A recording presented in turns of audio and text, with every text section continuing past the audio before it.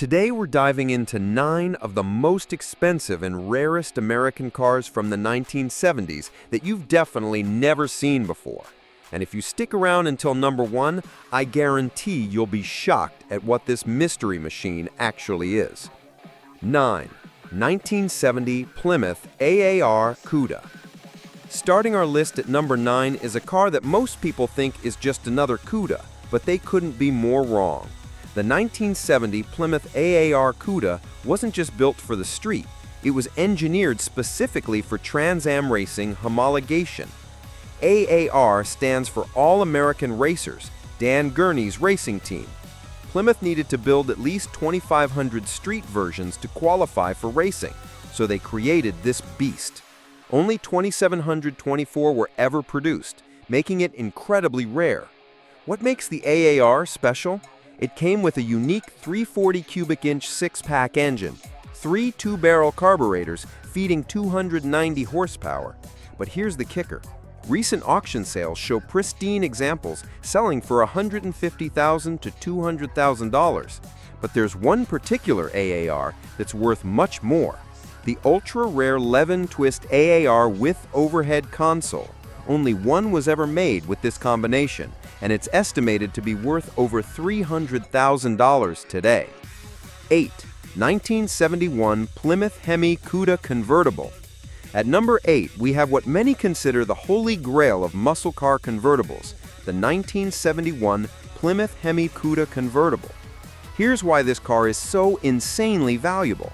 Plymouth only built 11 Hemi Cuda convertibles in 1971. 11. That's not a typo.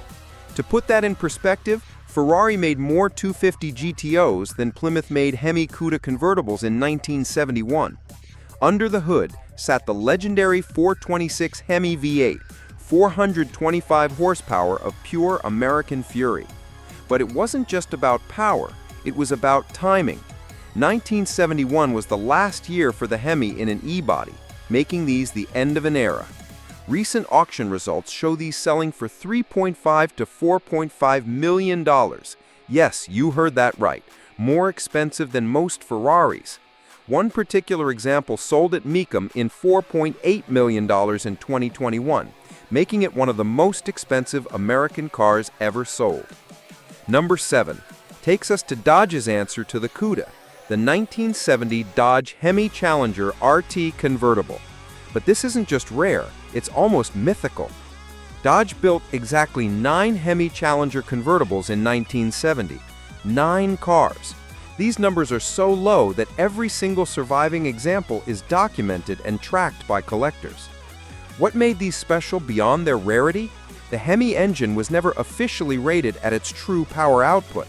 While Chrysler claimed 425 horsepower, dyno tests revealed these engines actually produced closer to 500 horsepower at the flywheel.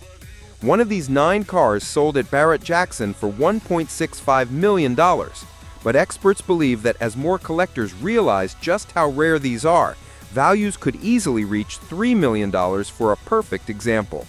6. 1978 Chrysler New Yorker Brougham. Now here's where our list gets interesting. Number 6 isn't a muscle car at all. It's the 1978 Chrysler New Yorker Brougham. You're probably thinking, what?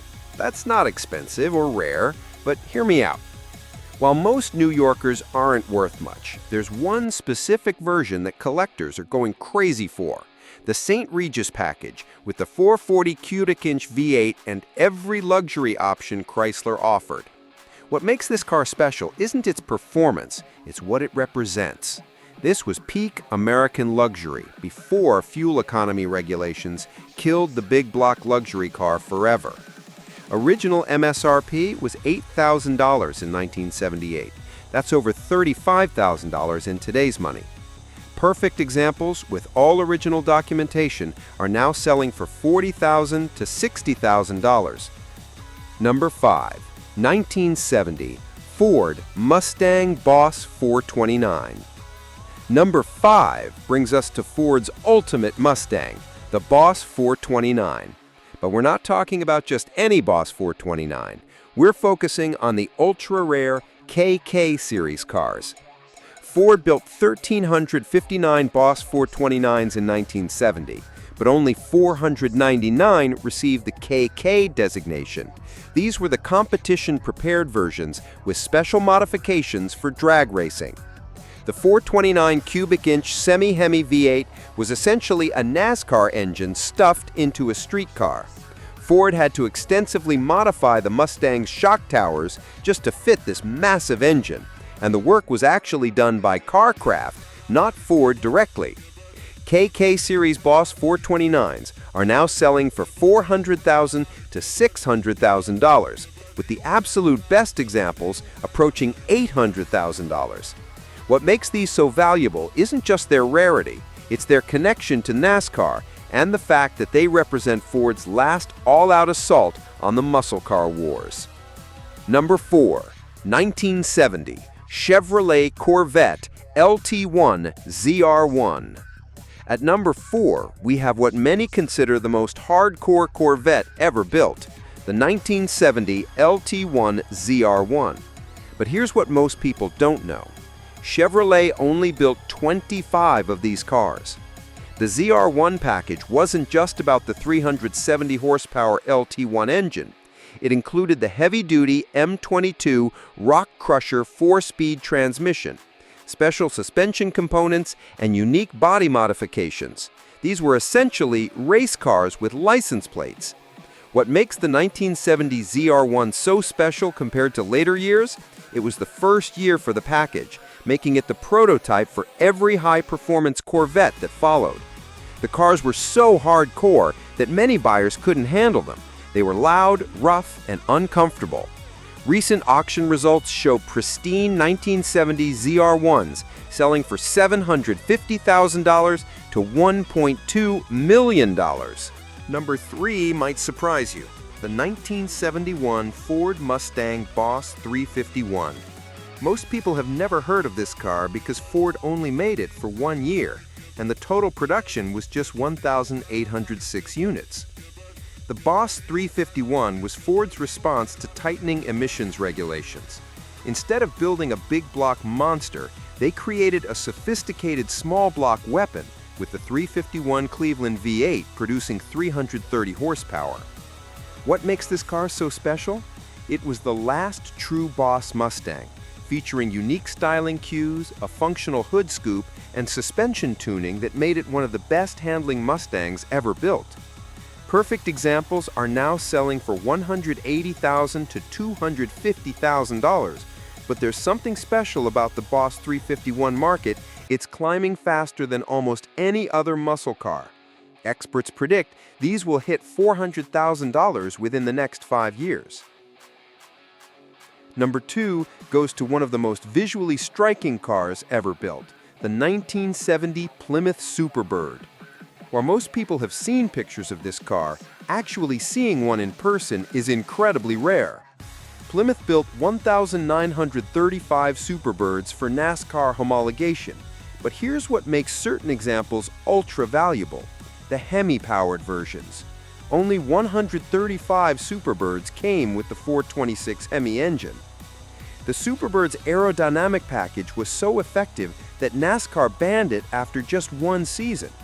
The 18-inch nose cone and massive rear wing gave it a 20 miles per hour advantage on superspeedways. Recent auction sales show Hemi Superbirds selling for $1.5 to $2.5 million, but there's one particular car that sold for over $3 million, a numbers-matching unrestored example with full documentation. And now, the number 1 most expensive American car of the 1970s era that you've never seen, the 1969 Dodge Daytona. This car is technically from 1969, but it deserves the top spot because it directly influenced everything that came after. Dodge built just 503 of these winged warriors, making them even rarer than the Superbird. What makes the Daytona special beyond its rarity? It was the first car to break 200 miles per hour in NASCAR competition. The aerodynamic package was so advanced that it influenced race car design for decades. But here's the real story. Of the 503 Daytonas built, only 70 received the Hemi 426 engine.